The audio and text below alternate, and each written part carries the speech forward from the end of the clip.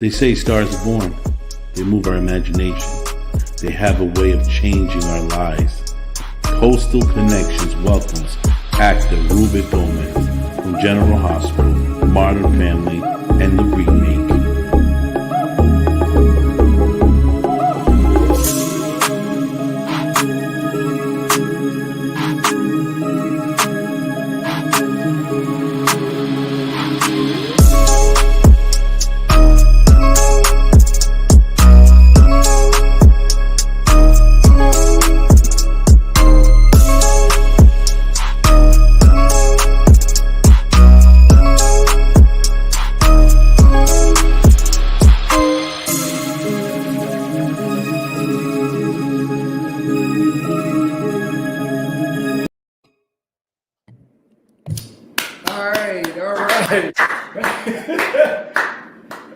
All right, so always, Ruben, how are you doing, Mr. Gomez? Oh, I am doing really good. Now that I'm with you guys, this is going to be a very good day.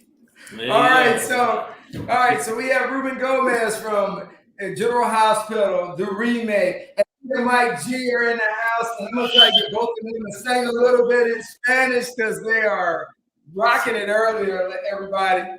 All right, so Ruben's from Argentina. So what we're going to ask Ruben up front is, Ruben, you came here and you didn't speak English and you ended up getting into acting. You've done some great takes and we're going to show those later in the show. But, you know, what is your journey from coming from Argentina and you were just sitting in Argentina and you woke up and you decided, you know what, I'm going to America because I'm going to be an actor. You sound like Arnold Schwarzenegger. So how do you, so what made you want to come to America and pursue a career in acting? Well, since I was about 13 or 14, I loved the movies, obviously American movies, where you read the print. But I always wanted to be an actor since I was a kid. And so it was not easy to decide. But I became an actor at 16 in Argentina. But in there, you had to start in the theater. I was very, very lucky that I belonged to the most well-known drama school. The name of the director was Marcelo Lavalle. You can find it in Wikipedia, everywhere. The guy was well-known. So for 3 years, I had that, and I was doing theater and radio and a lot of other things. But I wanted to come to the United States for Hollywood, and that's how I ended up here. All right, so did you so when you got here, I was just blown away. So you got here, didn't speak English, and you found your way to Hawaii, California. All right, help me out. You even you were a paramedic. You were doing it all, Ruben. You were doing it all. I did, like I told you, I didn't have a profession. All I knew how to do was acting, but you couldn't make any money. Who's going to give me work? So I couldn't support myself doing that. So I would get any kind of a job that I found. I worked as a busboy in the best place in Los Angeles, and I was serving coffee to Cary Grant and Stephen Boyd. And because I was working in the international ballroom of that hotel, the Beverly Hilton in Beverly Hills. So I had been here only a few months. I didn't speak English. But they gave me a really nice uniform and said, go serve coffee. And I did it. And because I was young and they said I was cute, so they put me there. So from that job to another, life kept taking me there and here. But always with that thing in mind, I wanted to act. And so how did I become a paramedic? Actually, my brother went to live in Hawaii with his girlfriend who was in dental school. I went with him. I was looking for a job and I found out the Red Cross, in 6 months, they train you to be a paramedic. Free. So of course I went. My English was really good then. So I did it and I finished and I got a job in the #1 ambulance company in Honolulu. And I did it for 2 years and it was a great job. The girls loved our uniform and seeing us in the uniform, Yeah, and you were a singer too. You just get your mantra And your resume is just huge. You know, now a CV, your CV is like off the chart, you know. So I'll let Mike get on this because you two were singing before the show. Hey, let me tell y'all something before we go any further. These two were singing in Spanish before the show and they were killing it. And so we got to get this out. That's how Latinos do. Un amor de la corazón que pasa con el mundo hoy. Mira. Me vas a matar. Me vas a matar con esa voz. Thank you. Thank you. Have a question. A question from your bio, sir. Sí. Yes. You met Frank Sinatra's daughter, Nancy? Tell me about that. Yes. Yes, of course. It's just Frank Sinatra. Look, I have too many stories. We're going to have to do 10 shows. But what happened is this. I had been here very, very short period of time. I met an Argentine guy who had been here a year. He spoke English. And he had a friend who was an Argentine boxer who was going to be fighting in Las Vegas. And he said, he needs a translator. You come for the show. So because he was the friend of the boxer, we went to the dressing room. But we couldn't stay in the dressing room, so we had to stay outside. So when I went outside, there was this cute girl, about 20 years old, and I recognized her. It was Nancy Sinatra. But because the boxer that was boxing on the other side, a black guy, very good, Emil Griffith was his name, was friends of Nancy Sinatra's husband. She was married. So she asked me where I'm from, Argentina. And I said, "What are you here? I want to be an actor." She says, "Well, you know, my dad and Jack Warner own the Warner Studios. I'm going to give you a card with my signature. I'm going to write something here so you can go and present it there. You can go in and out of the studio whenever you feel like it." Huh? That sounds very good. That sounds really good. So I got that. Because you're handsome. And that's how I did it. I would go to the studio in and out, and I would look at shootings. I would walk in. Nobody stopped me. I would just walk around. That's how it happened. Hey, so you know you were a singer. So hey, Mike, throw up Ruben's picture back in the day when he was singing. Ladies and gentlemen, I know why he got the parts. Look at this supermodel. Okay. Oh, let me see. Bam! Look at that. Oh, you got it. Oh, him. You forgot about that one? I remember that. Yes. That's right, ladies and gentlemen. He was the man of Hollywood. So how was it working in the hotel, the Beverly Hills Hotel? 'Cause that's where you started. I can imagine how many people were coming in and out, how many celebrities you've seen. I tell you something. At the time, my life was so incredible in that sense that I never tried to tell my friends that I left in Argentina because they would never believe me. What, you just left from the United States and now you're meeting all the stars? No, but it was true because I was a busboy. They all came to eat there. You know, I would help and I would give it. I remember a very cute girl named Jean Powell. She was so cute, a singer and an actress. And she asked me, "Catch about the coffee?" And I didn't know what she said, but I heard coffee. So I brought her coffee. She said, no. And I said, "No, coffee. No. So I did it twice, and she said, no. So I called the waiter that I worked with, and he says, "No, what she wants is bring a fresh cup and then put the coffee in." So those were my little experience every day, but it was with famous people. You know, there was a guy who used to play Tarzan. His name was Johnny Westmuller.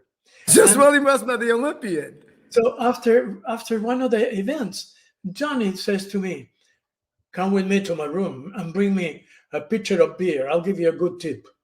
And all my friends in the bar saying, "You're lucky. I go in the elevator with him."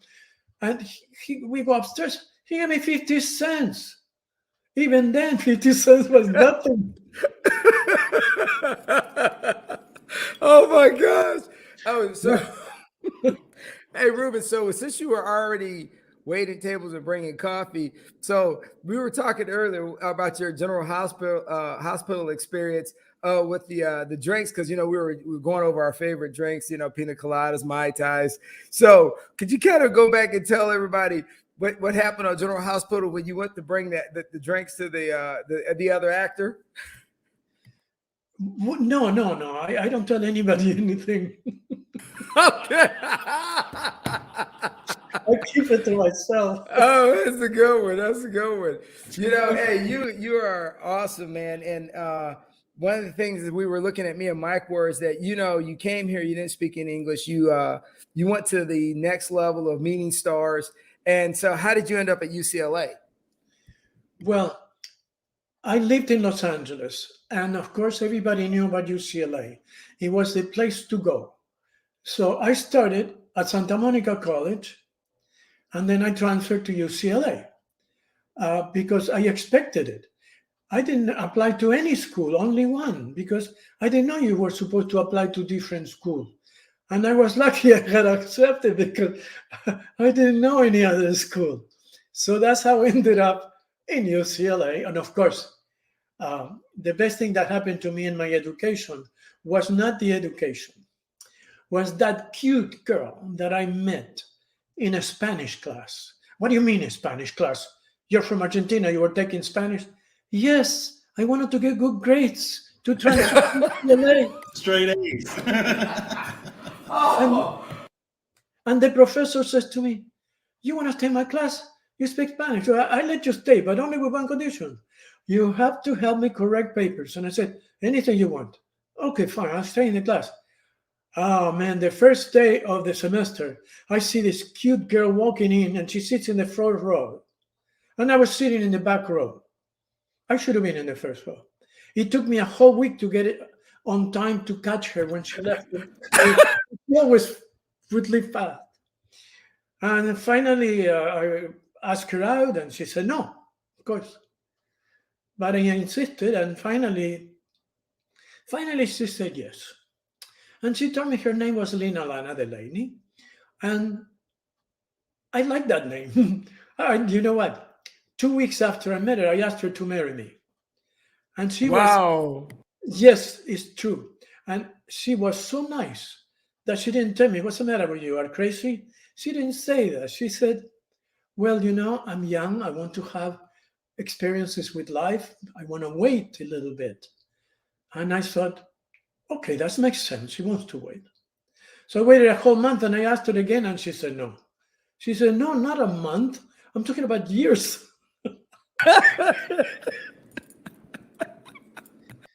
Oh, guys, I'll tell you something.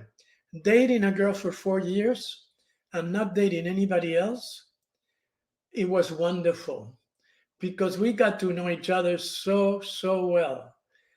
And so many years later, we're still around together. That's right.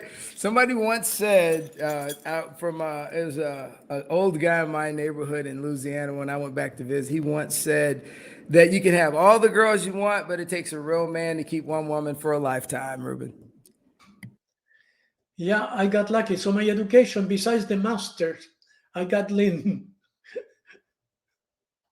So once you got your degree, did you actually go into acting full time, or did you go do something else between the time? Because I even talked to several other actors that we've had, and they all talk about the starving actor thing. Is that you're constantly being interviewed, you're constantly going to meet people, you're constantly hustling. And you were back in are we talking the 80s or the 90s when you were going through this process?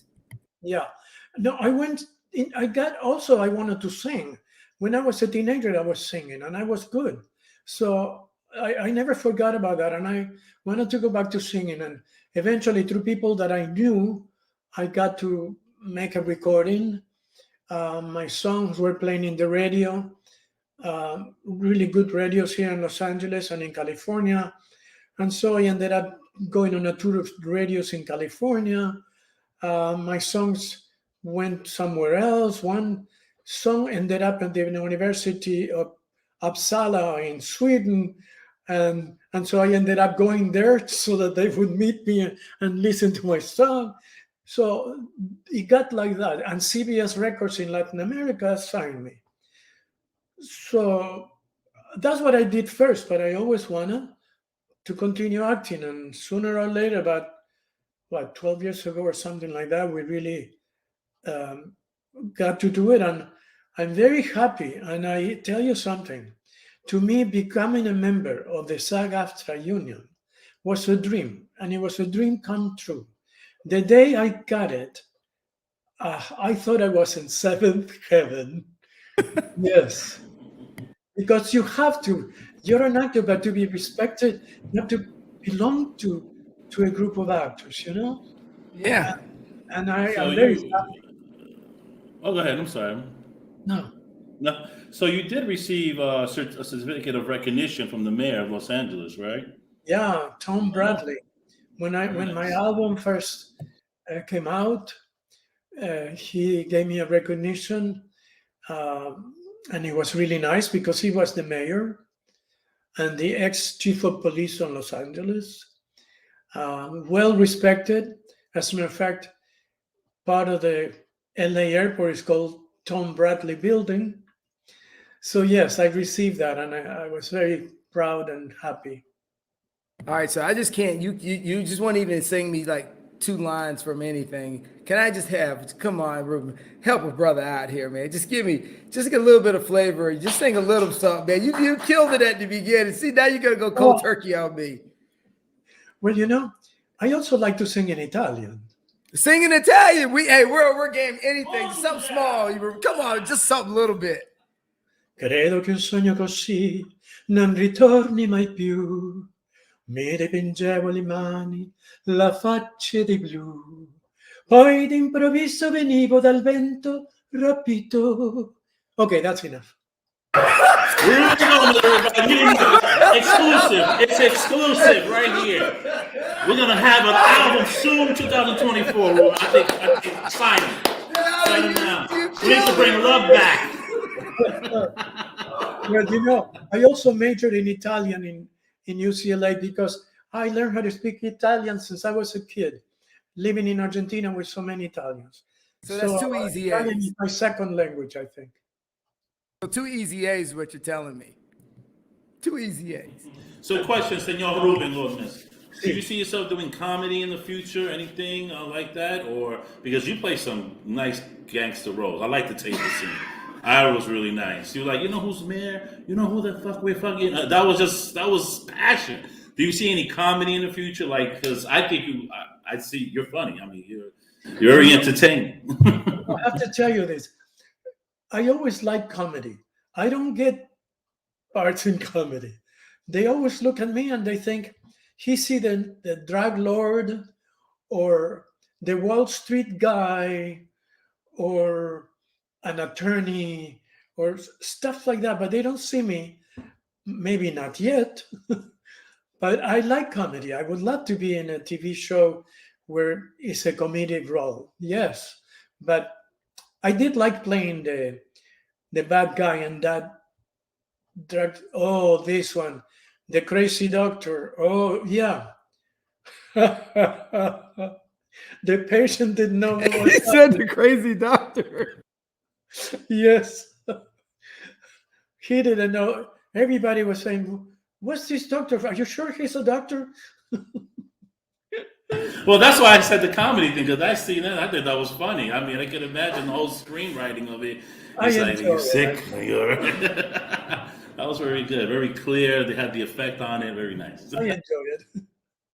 Oh yeah, so I can see, you're talking about always being Scarface or the cartel lord, but now, Ruben, you I mean, you have just a breadth of roles, and so how's everything going right now with, since you got through COVID and everything of dealing with the COVID with the acting industry. So what do you got in the works now that you could talk about? Because I know you can't talk about everything. If you got a part, everything has to be quiet until it's released. We know all that, but how's everything going right now for you? Well, this year and a half or 2 years have been difficult for absolutely everybody. One thing that happened is that we did not have in-person auditions anymore. And so the self-tape auditions started because of that. And for us, it's easier because we had experience in filming a movie. We just needed to make a little studio in our house, which we did because, Lynn is an artist. She paints. And she has a very nice studio in the house. And we made it into half studio and half studio for filming. So we are able to, when we get an audition, to tape ourselves. And we're lucky enough that being both actors, we can interchange and I can read for her and she can read for me. We have done commercials. I've done several commercials. I just did a couple recently. The thing is, the difference between self-taping and going in person, the best thing that I like is that you can shoot your scene 20 times until you get it right, because that's how it is. You're at home, you're shooting yourself. But when you go in person, they make you read something and in 2 minutes you're out. They expect that you prove how good you are in those 2 minutes or less. Wow. I mean, That you was- guys perfection out of the gate, huh? yeah. Okay, now that is a senator. See, that guy could be a senator. Look at the way he looks. He looks corrupted. Look at him. Huh? So what kind of roles do you enjoy playing? I like that one. Working with those guys is really, really fun. It was really, really nice. I love playing that. Now, I don't know. I think I mentioned it to you, but I'm doing something else now that I never thought of doing, but I guess it was in the back of my mind. Once I became a member of the union, about 10 years ago, Lynn and I got involved a little bit, being a little bit more than just actors, members of the union.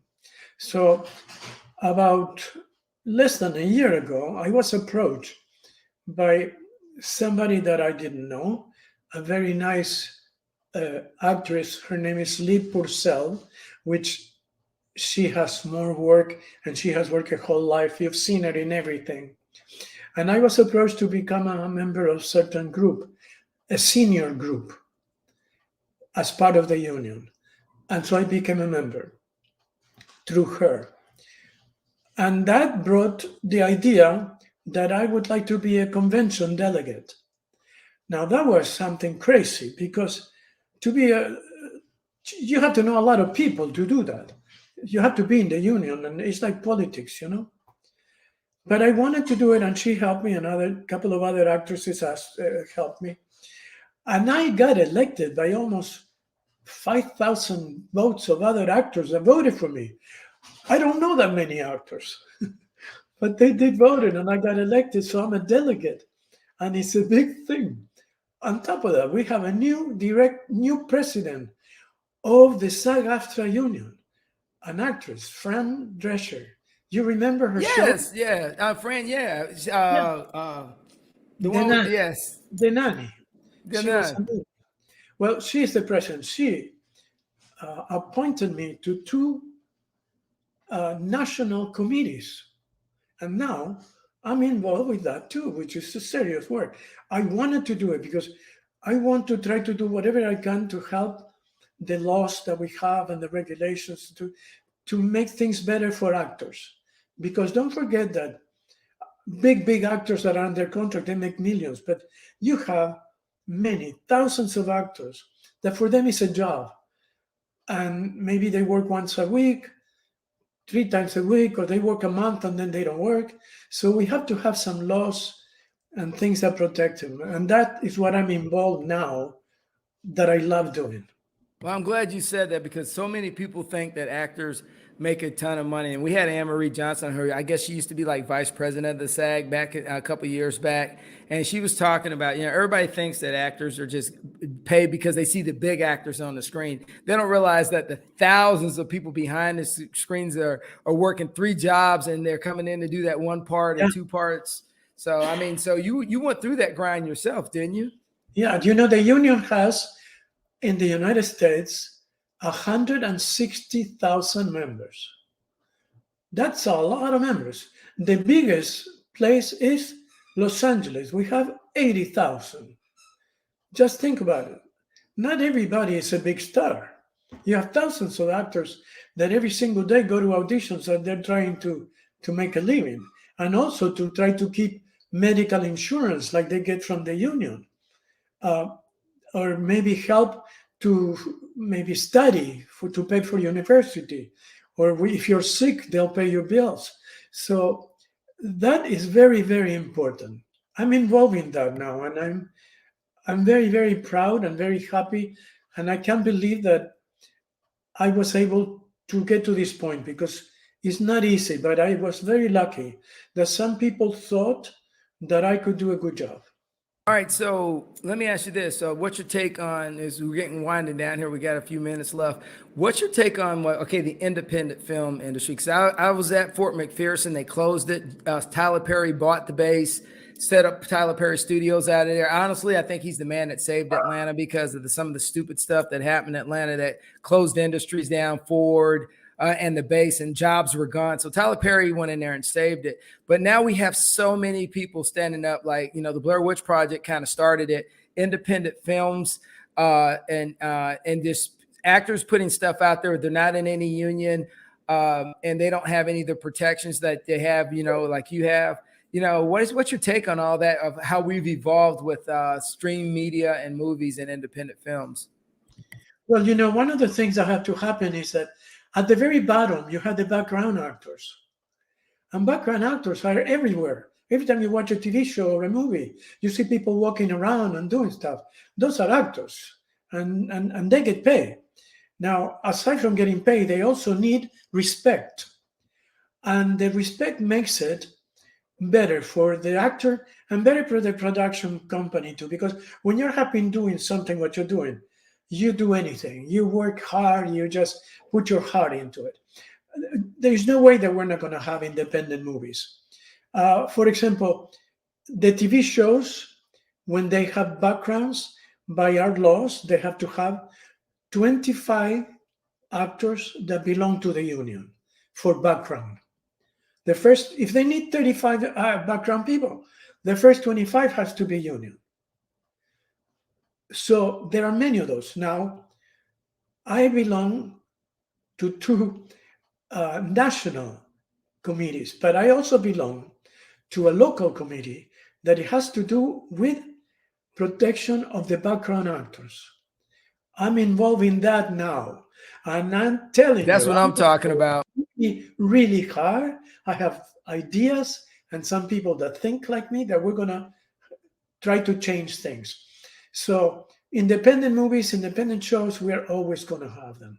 But I think that what makes it be better is that the production companies realize that they need these people, that you cannot treat them bad or not respect them. You have to pay them well, and you have to treat them like actors. Everybody's an actor. Just because your background doesn't mean you stop being an actor.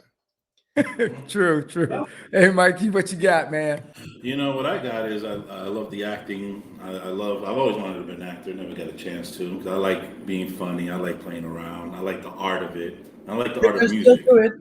You can still do it. Call me. But I also found, Vince, I got some cool stuff to show everybody. I found your video. Look at this. What? Well, she's in the middle, Look at that. That's nice. I haven't seen that in a long time. Man, boy, you're a man of many skills, I must say. Hey, so Ruben, before we roll out of here, what advice would you give? And one, I think, is you definitely need to start going back to Argentina and being a keynote speaker to young Argentinians in the acting business. But what advice would you give young actors today with the complexities of social media and getting into acting and making sure that they have a good run and they work with the right people to do the right thing? Because there's so many false prophets out there, agents out there that sell and take people's money and come up short. So you've been through the business a lot. You understand it. So what advice would you give anybody young that would want to become into acting? Well, what I would say is you need to, and if you can, because you have to pay for acting classes, you need to do that. You need to learn the basics. But I have to tell you something that an actor told me once when I was so young. And he was shooting a TV show, and in his break, I said to him, tell me something. Do you think you can help me? You're a famous actor. He says, my best advice to you is going to be this. Don't ask ever any actor for help, because they're all competition. You need to ask directors, producers, casting directors, agents, any other people. And you need to network. And so I didn't know what networking in English meant. I looked at it in the dictionary. So my advice is, yes, study and try to network any way you can, and try to work in any little movie that they want you to do, even if they don't pay you. If they want you to shoot something, somebody's going to make a short and they only going to do is give you lunch, do it. Or student films, do it, because you're going to be learning. And instead of going to school to learn it, like USC, where it costs $80,000 a year, you're going to learn it on the job. That's my advice. Awesome. Hey, Ruben, it's been awesome. But before we get out of here, Mike, you got anything before we get out of here? Senor Ruben Gomez, it's been a pleasure meeting you. It's a very entertaining. I had a lot of fun with the talents you have, music. Thank you for having me. Paramedic. I had a lot of fun. You guys are awesome. Awesome. Thank you. All right, so I'm not gonna let you off the hook, Ruben. So here's the deal. We're gonna close out the show. Me and Mike are gonna say keep it rolling, but you gotta sing as we go off, man. You gotta close us out with a nice little song, man. Help me out, man. All right, so hold up. As we always say, Mike, hit your mic. Keep it rolling. Cuánto tiempo disfrutamos este amor. Nuestras almas se juntaron, tanto así que yo guardo tu sabor, pero tú llevas también sabor a mí. No pretendo ser tu dueño, no soy nada, yo no tengo vanidad. De mi vida doy lo bueno, soy tan pobre que otra cosa puedo dar. Pasarán más de 1000 años, muchos más. Nuestro amor se rendirá, tanto así que yo guardo tu sabor, pero tú llevas también sabor a mí. See ya!